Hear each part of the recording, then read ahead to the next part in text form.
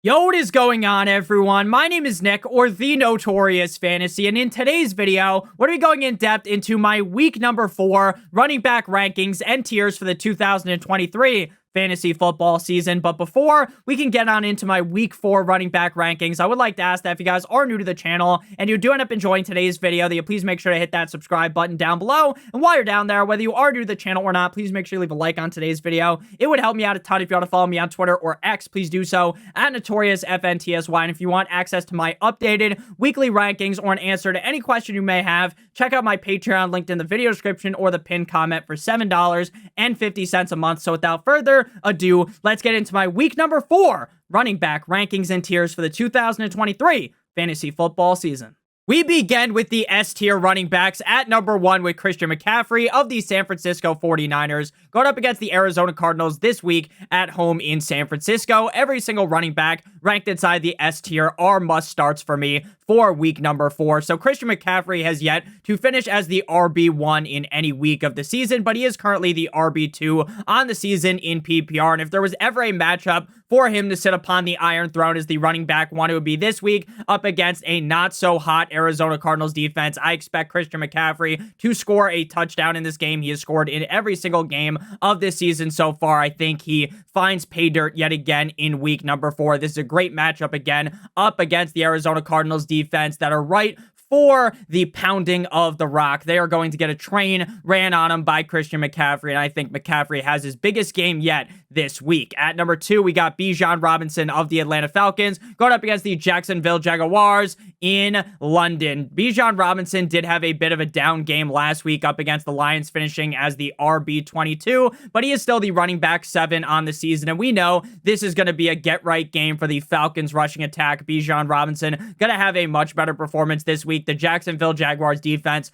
up against the run is definitely suspect, so I expect Bijan to be a big player in this game and finish inside the top 5 at the running back position. At number 3, we have Tony Pollard of the Dallas Cowboys going up against the New England Patriots at home in Jerry's World this week. Now, this is going to be the toughest matchup, in my opinion, on the year for Tony Pollard thus far, right? You got the Giants in week 1, cupcake matchup. They soak the Giants 40-0. Then they play the Jets. The Jets have a pretty tough run defense, but ultimately the Cowboys easily win that game. Then they play the Cardinals last week. Easy matchup on paper, but the Cowboys lose up against the Patriots run defense. I do worry slightly about Tony Pollard, but ultimately this is the guy getting some of the highest amount of carries week in and week out. He gets some receiving upside as well. Plus, when they get in the red zone, despite the fact that Tony Pollard isn't the biggest man on earth, he's not built like Derek fucking Henry, they still just continue to run the ball down the gut with Tony Pollard. So I think Tony Pollard has a lot of upside this week, even in a tougher matchup against the Patriots. At number 4, we have Sir Kenneth Walker III of the Seattle Seahawks going up against the New York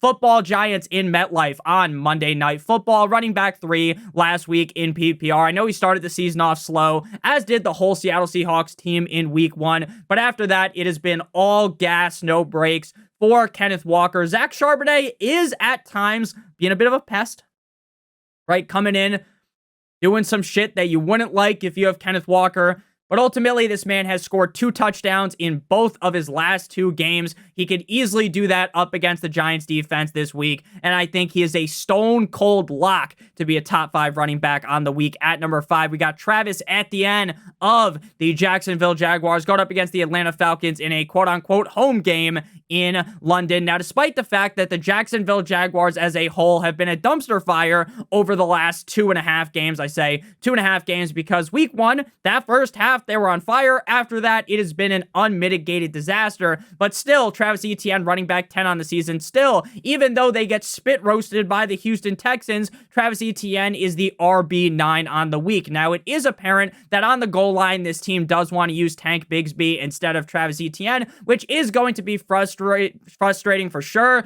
and does limit some of Etienne's upside to be like the RB number 1 at the end of the week. But I think he's a pretty safe bet to finish in this range of the top 6 running backs up against an Atlanta Falcons defense that I think is pretty good against the pass, but up against the run, they're definitely a little bit suspect. Final running back inside the S tier is Austin Eckler of the LA Chargers going up against the Los Vegas Raiders this week at home in LA. Now, the most recent report on Austin Ekeler is that he was officially limited in practice on Wednesday with that ankle injury.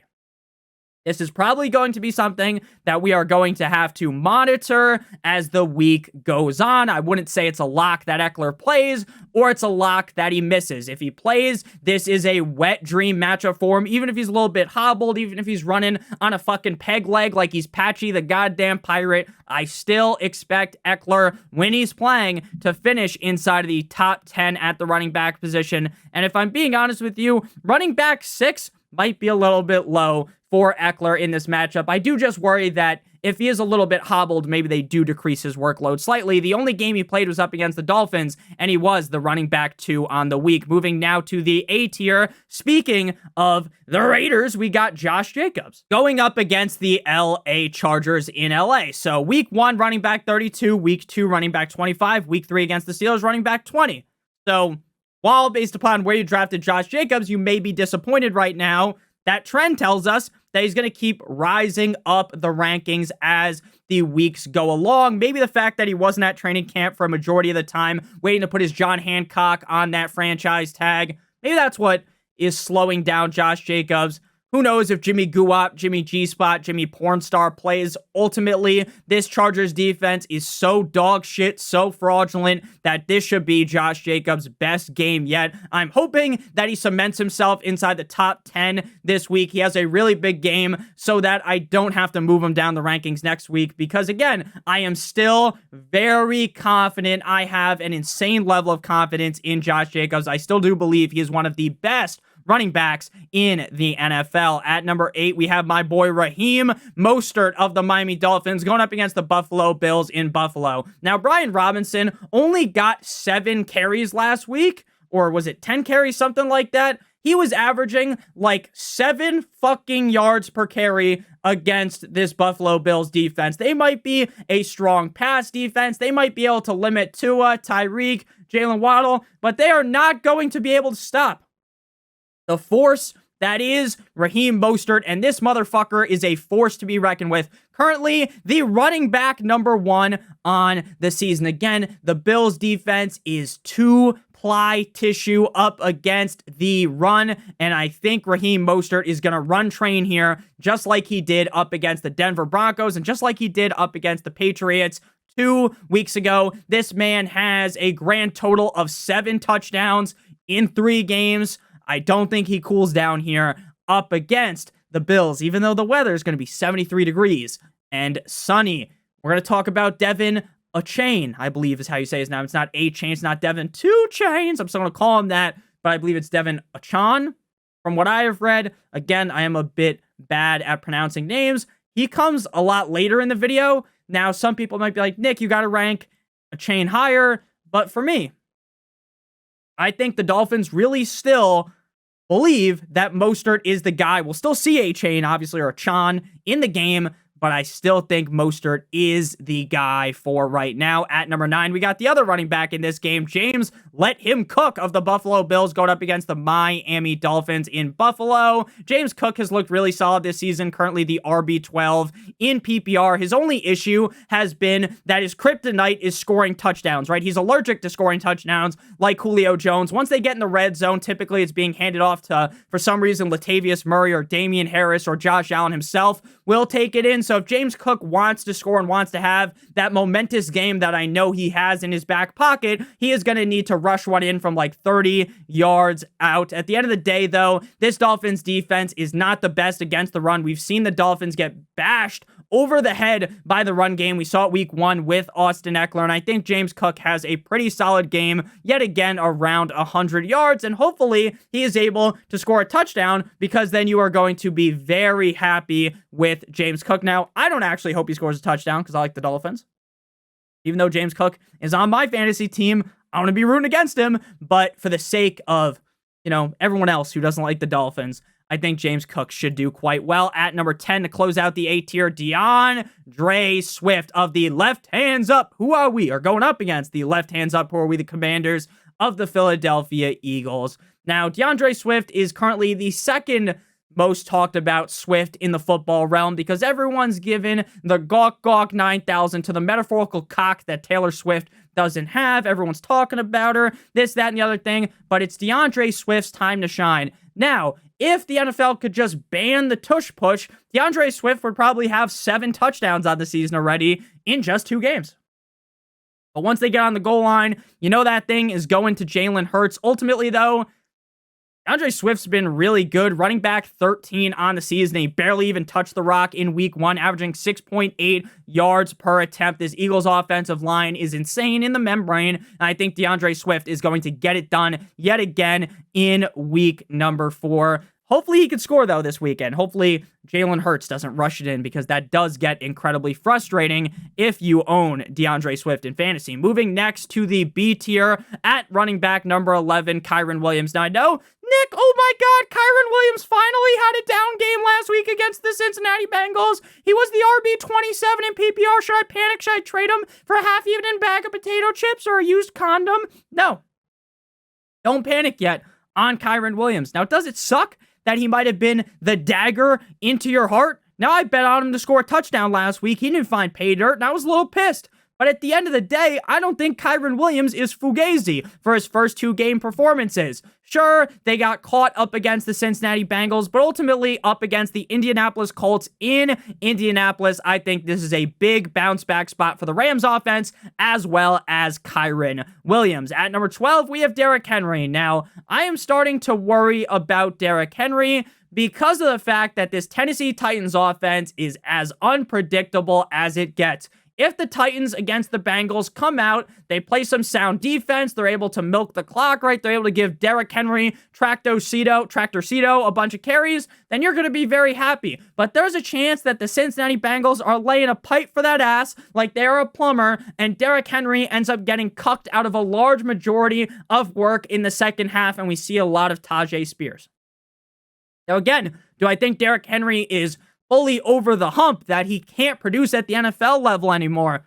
No, I still think he can, but he is at the mercy of the Titans offense. If the Titans are able to figure it out this week, they play well against the Bengals, then Derrick Henry's probably easily finishing as a top 14 running back. But I worry that he might plummet down the wall like Humpty Dumpty if the Titans offense doesn't figure it out. At number 13, we have Zach Moss of the Indianapolis Colts. Again, we talked about how the S tier must start, the A tier guys are, and so are the B tier guys. I almost want to rank Zach Moss ahead of Derrick Henry, but it feels like maybe we get a little bit of a trickle-down game for Zach Moss, running back 10 in week 2, running back 5 in week 3. Maybe he just finishes as the RB13 this week, has a little bit worse of a game. Currently, the running back 14 on the season, which is uber impressive considering the fact that he didn't play in week 1.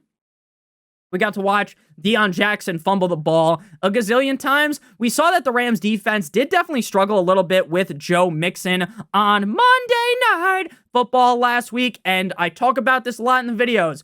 There is a philosophy that I talk about every single year. It is called the NBA Jam philosophy. If a player is on fire, like Zach Moss, running back 10 and 5 in back-to-back weeks, you are going to play him. Now, again, my jaw hit the fucking dirt when I saw against Houston Zach Moss look that good. I was shocked because I don't think Zach Moss is very good, but it's clear this situation is letting him fly like a bird, and Anthony Richardson probably going to be back in this game, which should help Zach Moss out even further. At running back 14, we have Aaron Jones of the Green Bay Packers going up against the Detroit Lions tonight on Thursday Night Football in Green Bay. Now, currently, Aaron Jones is questionable to play in week number 4 against the Lions. He missed the last 2 games after suffering a hamstring injury in week number 1. The reports came out a little bit ago on the night before Christmas, right? It's Wednesday night as I'm recording this. Thursday as you're watching it, that Christian Watson should be good to go, barring any setbacks. We haven't heard anything about Aaron Jones. My best guess is that he does end up playing in this game. It really seemed like he was going to play last week, and then at the last minute, they're like, let's sit him down. I guess the right decision because they still beat the Saints. This guy was the running back 1 in week 1. He looked like he had a great connection, 5G LTE with Jordan Love. Love me tender, love me sweet. The O-line looks good. Jordan Love himself looks good. And A.J. Dillon looks like a bag of shit. So that means we're to see a whole lot of work out of Aaron Jones this season. Moving next to the C tier. If you have enjoyed this far, hit that like button, hit that subscribe button down below. And A.J. Dillon is in these rankings. If Aaron Jones doesn't play tonight, guess what? I'm not playing A.J. Dillon. He just is not good. At running back 15, we have Joseph Mixon of the Cincinnati Bengals going up against the Tennessee Titans in Tennessee. Now, in terms of a matchup for a running back, this might actually be one of the worst matchups to have, going up against the Titans run defense. Now, we talked about this last week. The Titans defense against the pass is terrible, right? It's like cutting through butter with a hot knife. It's easy. But the rushing attack is very tough to get going against the Titans. But we saw Jerome Ford crawl into the end zone last week. So I think Mixon could do the same thing. I don't expect a prolific game. I don't expect a top 12 performance, but I think he'll finish anywhere in the range of like running backs 15 through 20, and that's good enough to fit inside of the C tier. I think that Joe Shiesty, Joe Burrow, is going to have his best game yet. This is the easiest matchup. Obviously, that injury is clearly still hampering him, but maybe a week later, he'll be better. 6 days later, because they played on Monday Night Football, he'll be a little bit better. Maybe he'll be rolling off a Percocet and he won't feel it and he'll be just fine. But Joe Mixon, again, I will never claim at this point in Joe Mixon's career that he is like some type of elite running back, but he does command enough rushes, enough targets. He had 5 targets week 1, 5 targets week 2, to where you're starting him just because the offense he's in and the amount of volume he could get. Not necessarily that he's completely washed, right? He's averaging 4 yards per attempt, nothing special, nothing terrible. He's averaging more yards per attempt than Derrick Henry, but I hope Joe Mixon and this whole Bengals offense can get back on the saddle Arthur Morgan style, because we're being honest with you, over the first couple weeks of the season, this Bengals offense looked really bad. At number 16, we have Alvin Kamara of the New Orleans Saints going up against the Tampa Bay Buccaneers at home in New Orleans. Alvin Kamara, free at last. Going up against the 23rd ranked rush DVOA defense in the Tampa Bay Buccaneers. Kamara was back at practice on Wednesday, and without Jamal Williams, with just Kendre Miller and fucking Tony Jones Jr. back there, I think Alvin Kamara is going to get a huge load. Pause in that game. They are going to give him a whole lot of work. But before we talk more about Kamara and the rest of these running backs, I would like to give you guys a quick word for our friends and our sponsor over at Manscaped. Fresh ball fall is upon us, and you need to be in the festive spirit. Light a candle, get some pumpkin spice, and make sure your balls are looking nice with the sponsor of today's show, Manscaped. Nature may clear the leaves of their trees, but you'll need Manscaped's help to get you ready for that sweater weather. Get your pants puppies prepared for cuffing season with a trim as refreshing as a fall breeze by going to manscaped.com and using code Notorious for 20% off plus free shipping. Manscaped has some of the greatest tools for grooming as a guy. As someone that has used some other products and things haven't went too well, I will assure you that Manscaped is on the top of the line. Again, bring in fall right and get 20% off and free shipping with the code Notorious at manscaped.com. That's 20% off with free shipping at manscaped.com, and use promo code Notorious as the leaves fall. Make sure you have it all with Manscaped. Back on into things. Alvin Kamara against the Bucs. Again, I think he's going to see a lot of work. Question is, and why I don't have him necessarily ranked a lot higher, is because last year he didn't look that great to me, and Jameis is under center. It's not like Jameis is this prolific check down quarterback. Also, Taysom Hill is going to get used. I make this joke a lot, but it's like Taysom Hill is some type of blackmail on the Saints organization, because why in the fuck is Taysom Hill out there in the red zone? Like, I get when they're like, oh, let's have him run it into the end zone, or let's maybe try to fake him out with the pass. Why the fuck is he running routes? Like, he's out there like fucking Rob Gronkowski. Get the fuck out of here. Taysom Hill, Alvin Kamara. Again, this range definitely feels like a bit of a step down, but these are also guys that you're probably going to have to play. At number 17, Ramondre Stevenson. Now, this one hurts like a bag of sticks. This one hurts a lot. If that's joke, I think that's the joke. It's like, oh, mother trucker man, that hurt like a bag of sticks. Does anyone know what I'm talking about? Is that the joke? I don't know. There was like a Vine from years ago, right? This one hurts like a bitch in reality. Stevenson hasn't been that hot this season. Running back 13 week 1, 17 week 2, 33 week 3. This team, Bill O'Brien, someone needs to give this motherfucker a swirly. Someone needs to take him by his underwear and lift him up the goddamn flagpole, because I am tired of Ezekiel Elliott. And you know that we're probably going to see more Zeke because it's a revenge game against the Cowboys. We got to get Zeke that touchdown. I'm fucking tired of it, man. This O-line's good. Give it to Stevenson. Stevenson was the only inkling of greatness in that offense last year. It's terrible that they are fucking this guy over like this. The Cowboys matchup's tough. I'm a little bit worried about Stevenson. I'm still starting him, but I'm starting to panic. At number 18, we got Jahmyr Gibbs of the Detroit Lions going up against the Green Bay Packers in Green Bay. Most amount of touches ever for Gibbs came in week number 3, but he didn't do the most with it. 17 rushes, 80 yards, 2 targets, 1 reception, 2 receiving yards, 9 fantasy points, 25 running back finish. Maybe the Lions should have drafted Devin Achane instead. That's a joke. Obviously, I get why they took Gibbs so high. They booted Swift, Billy, but I will note that there's a lot of talk that maybe Montgomery is going to be back. And if Montgomery comes back, you can't have him ranked much higher than running back 18.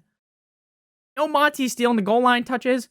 I think at some point this season, Jahmyr Gibbs is going to fucking transform Optimus Prime style into a league-winning running back. But right now, it feels like they're really just trying to ease him in just the tip. At running back 19, Jerome Ford. Currently got a Q tag next to him. Limited in practice with a shoulder injury on Wednesday. Nothing to fully panic about. It's likely a minor injury that we're just being cautious with early on in the week. So again, no need to mayday, wee woo, start panicking. Another guy that I'm using my NBA Jam philosophy. He's been on fire, so you play him.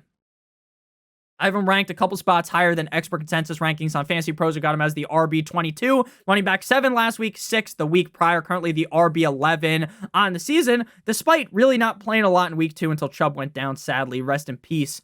For fantasy, my boy 9-inch Nicholas Chubb played all of week 3 against the Titans defense, found pay dirt twice, 2 tugs in that game. I bet Deshaun Watson was jealous of seeing 2 tugs in one game. Oh, starts fucking scratching his face, fiending like a crack fiend for that. But Jerome Ford looks good. Gotta give him credit. Now they have Kareem Hunt. They're gonna use him. Maybe even more than they did last week. But this isn't Kareem Hunt from a couple of years ago. This is a watered down version of him. And it is very evident to me that Ford is still the lead back on the team, and I'm going to continue to treat him like that. And this one does have some high-scoring potential from the Browns offense against a pretty middle-of-the-road Ravens defense. To close out the C-tier, running back number 20, Miles Sanders of the Carolina Panthers going up against the cold like Minnesota Vikings. The Vikings defense is not the best against the run. Now, Miles Sanders has been limited with a groin injury for what feels like the last fucking decade, right? I believe it was all of this season and in training camp. Logged limited practice on Wednesday. I'm just going to assume that he plays. Like, at this point, that just seems like what's going to happen. The Vikings defense is so bad that I think Miles Sanders has his best game yet. He was the RB11 last week, so probably slightly worse than that based on where I have him ranked, but I think he has the upside to have that big game. The only thing that really scares me is while watching Miles Sanders play, while he's been getting a lot of targets, he just hasn't really been that efficient with it, right? 3.4 yards per attempt. And there's also potentially an argument to be made that Bryce Young potentially coming back to be the starting quarterback this week, which is kind of what the rumor mill has been saying. That might lead to less targets, right? His most amount of targets were with Andy Dalton, and this offense might be worse with Bryce Young. Now, again, I'm not trying to shit on Bryce Young. I think Bryce Young is talented. I think he's going to be a great quarterback for the future for the Panthers. But right now, I guess if you wanted to win and you were the Panthers, you'd probably throw the red rifle Andy Dalton into the game. So next up, we move now to the D tier. Now, these guys are definitely a step down from the guys above for obvious reasons, right? That's why we have these guys ranked in tiers. we begin with David Montgomery of the Detroit Lions going up against the Green Bay Packers. Now, currently questionable with that thigh injury. I'm going to be honest with you. I thought he wasn't going to play this week. Thought it was more likely that we see him return next week against the Panthers, right? This is a shorter week, but there are a lot of rumors, little birdie talking, chirp, chirp, chirp, chirp, chirp, telling me that Montgomery might end up suiting up. So if Montgomery plays, you got to rank him this high because he's finished as a top 24 running back in both games that he started. He was getting over 16 carries a game, might get a target or two. Packers defense definitely good against the pass, but not as great against the run. So I like Montgomery a ton if he is able to start. And as someone who drafted a lot of Dave Montgomery, I hope he plays this week because on my teams, the running back situation is a fucking hellhole. At running back 22, we got James Conner. Now, I don't remember who it was in the comment section, but someone mentioned that I should probably stop saying that James Conner feels a little gross to start every week, but I still think he does. Even though he's been a top 20 running back every game, even though he's the running back 9 on the season, and even though last week he blew the back out of the Dallas Cowboys' fraudulent potential defense, still a little scary because you know that the Arizona Cardinals aren't that great, like especially against the 49ers defense that's really tough against the run. But the problem is even in games where you're like, oh, the Cowboys defense, they're going to be tough against Conner, he blows their back out. So I still have to rank him highly, but I'm definitely not in love with the matchup. But he does have better matchups going forward, like the Bengals, the Rams, the Seahawks, the Ravens, right? Better matchups against the run.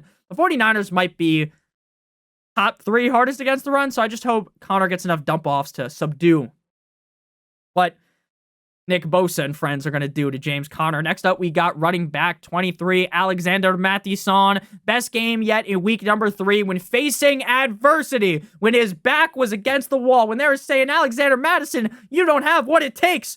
Al, you fucking rice-a-roni jabroni. You don't have what it takes to be the starting running back. You don't have what it takes to be a fantasy running back. Nick, you're a fucking idiot for telling everyone to draft Alexander Mattison. Well, guess what? Back against the wall, they bring in Cam Akers, and Alexander Mattison mows the fucking defense down like his name was Tony Montana. Do I think he could do it against the Panthers? Yes, but I will acknowledge that we're probably going to see some more Cam Akers in that game. And Alexander Mattison needs to stop fumbling the fucking ball. Now, I know it was overturned. Nick, he didn't actually fumble last week. Well, it still scares me because he let go of the fucking ball and the other team scooped it up. Scooped it up. I'm pretty worried. Mattison, hold on to the fucking ball, pal. Otherwise, just like the ball, you're going to lose your job. Running back 24 to close out the D tier, Javonte. Now, Javonte has yet to crack the top 24 at running back, currently the running back 31 on the season. This feels like the game where the holy grail matchup for Javonte Williams aligns, right? This is a matchup against a defense that couldn't stop one of us if we suited up. Put me in, coach. I'm ready to play today. Want to be a fucking center fielder? I want to be the running back for the Broncos. Because even though the Broncos just got annihilated, just got torched, they got take me to your leader by the Dolphins, and Tua Tagovailoa fucking bukake that defense. Russ has been looking decent, though. Javonte doesn't appear to be really hampered by that injury. I'd like to see him get like 18 carries a game. He's been only getting around 12, but he's been getting more targets than we were kind of used to for Javonte Williams, so that's a plus. It's all about the matchup here. The matchup is just too strong against the Bears. The Bears to rank him lower. Moving now to the E tier, Devin Achane.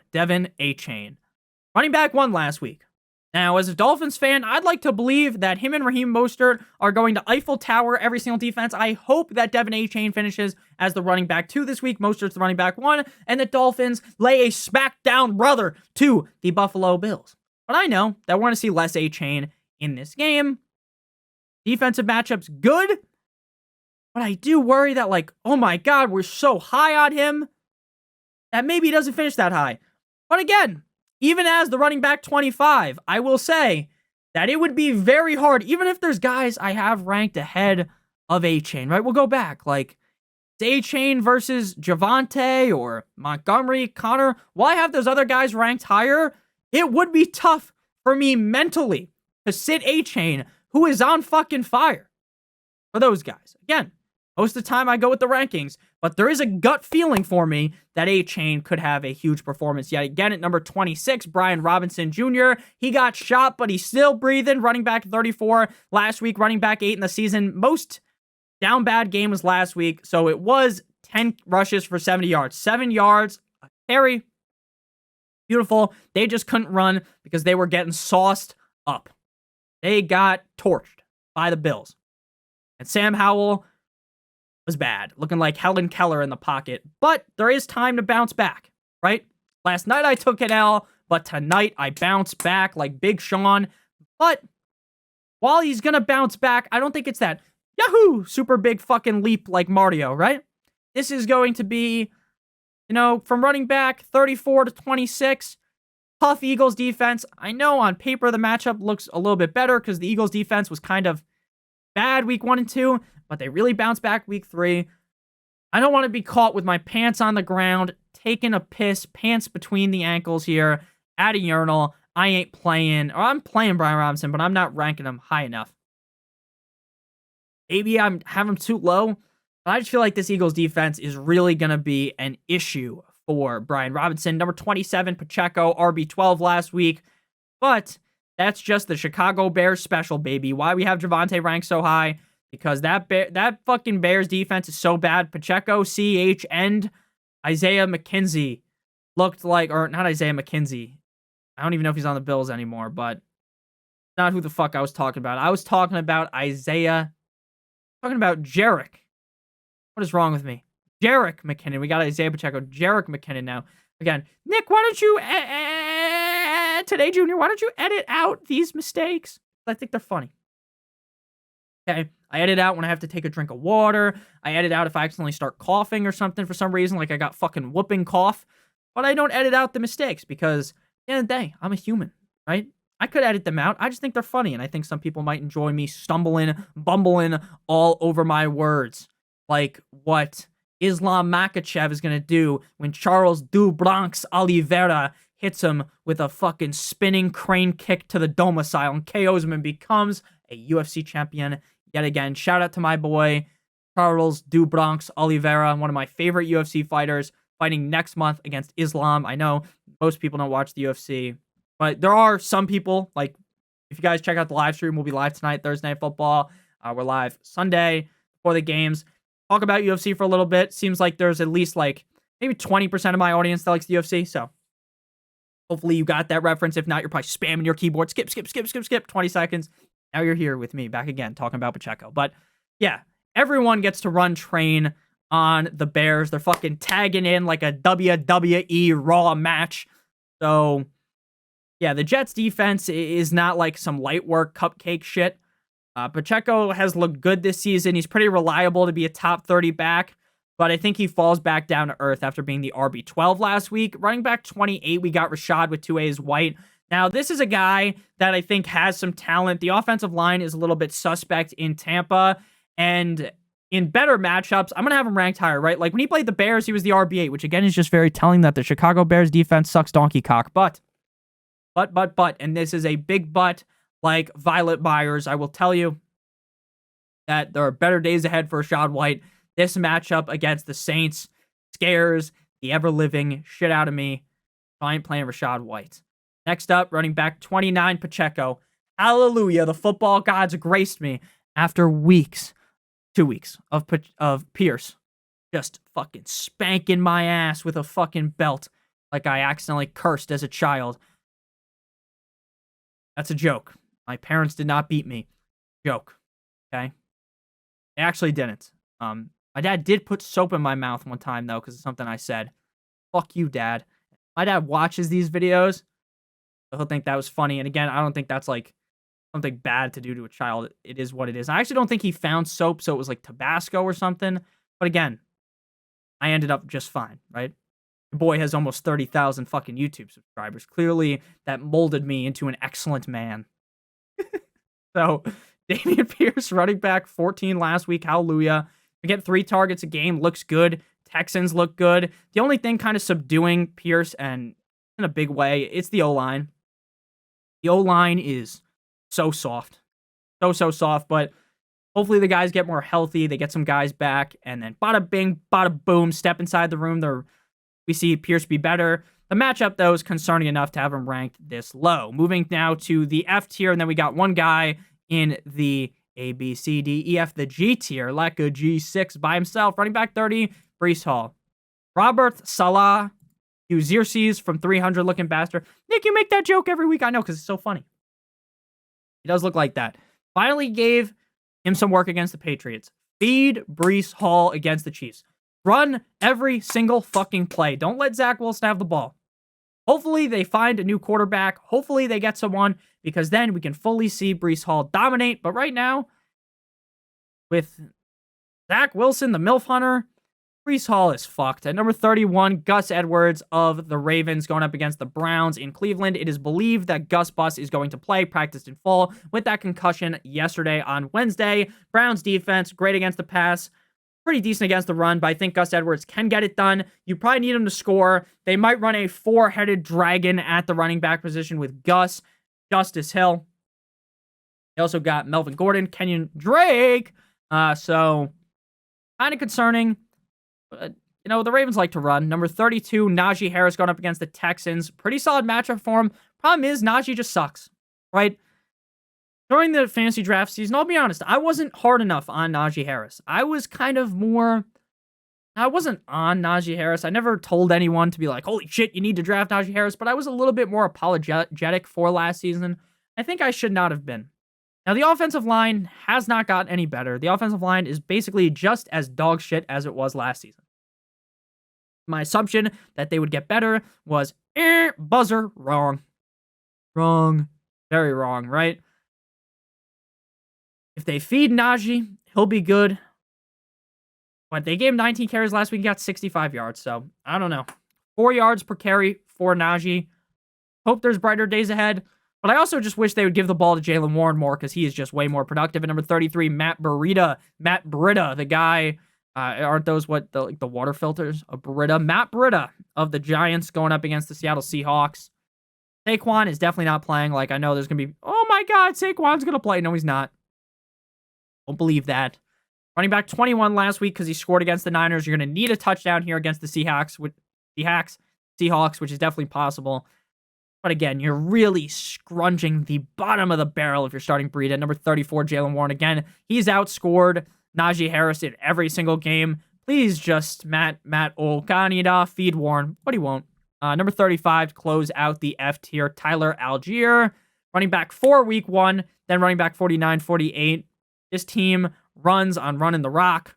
They're going to want to run a lot against the Jags. If Algier falls ass backwards into the end zone, you'll be happy. If not, you're probably going to be mad that you started him. Final running back here in the G tier, Kenneth Gainwell. Running back 43 last week, 14 carries, 43 yards, 2 targets, 1 reception, 5 yards. Now, my hope is that DeAndre Swift gets the ball 7 gazillion times.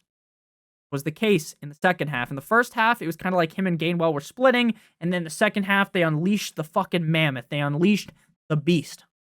So let's see how this goes against the Commanders. Let's see if Nick Sirianni can fucking push his pride and his love for Kenny Gainwell aside, Kenny G, the Sacks man, and let DeAndre Swift cook. So thank you guys all so much for watching. If you didn't end up enjoying today's video, hit that subscribe button down below. Hit that like button down below. It would help me out a ton. If you want to follow me on Twitter or X, please do so at NotoriousFantasy. Check out my Patreon. Link in the video description or in the pinned comment for $7.50 a month I answer every single question on there in the DMs. I'm also going to be posting my rankings on there, updated all the way before the 1 o'clock Sunday game. So make sure you guys check that out if you want. Love you guys all so much. Hit that like button, hit that subscribe button if you enjoyed. Have a great one. Click on one of the videos on your screen. As always, guys, I love you guys so much. Have a great one. Good boy.